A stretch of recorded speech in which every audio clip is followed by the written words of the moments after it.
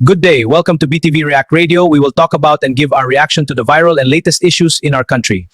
Trillanes spoke about the alleged $200 million that was supposedly given to him. Let's listen to his statement. Nay, na meron ako natanggap na $2 million or any amount galing kay saldi ko for ICC operations o kung ano man na dahilan. Hindi nangyari yan, hindi totoo yan.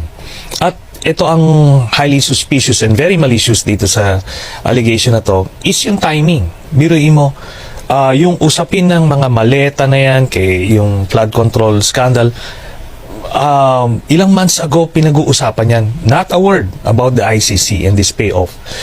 Tapos, ngayon, of all the days na ginawa ng Diyos, Tuesday sila nag-press con.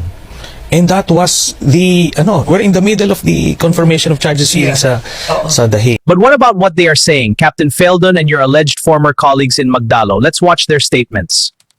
Unang-una, sinisiguro ko sa inyo na si Trillanes ay nabubuhay sa mundo ng kasinungalingan. Nagpapanggap itong hindi korap. Hindi totoo yan. 2004 pa lang, I witnessed him receiving money from politicians coming from the families of ousted president because of a perceived corruption. I challenge you, Sani, nandun na sa social media, yung picture namin, nakapaligid sa table, kung saan dineliver sa kanya, at yung nag-deliver, sabi niya, Sani, ito na yung request mo. Tumambad sa mukha ko, pera. Huwag niyang sabihin na, bumaliktad ako. Napakasinungaling niya talaga. Oh?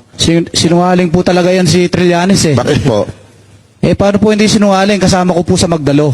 Pero mo, nung tinanong siya ni Ma'am Jessica Soho na bumaliktad daw ako, nung time po na yun sa Okud, pinababa po kami ng junior officer niya. Marami po kami pinababa nun. Tapos sinabi niya po na bumaliktad daw kami. Nakulong po ako ng 2 taon.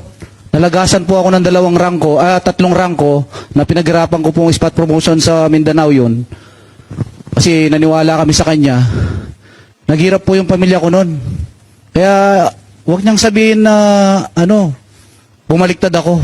Napakasinungaling niya talaga.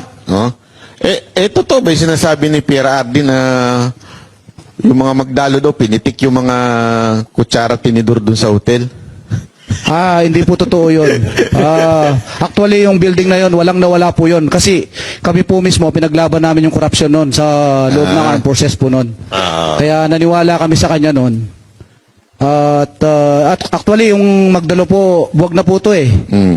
Halos wala na pong naniniwala sa kanya dahil sa kasinungalingan niya at yung tumatanggap siya.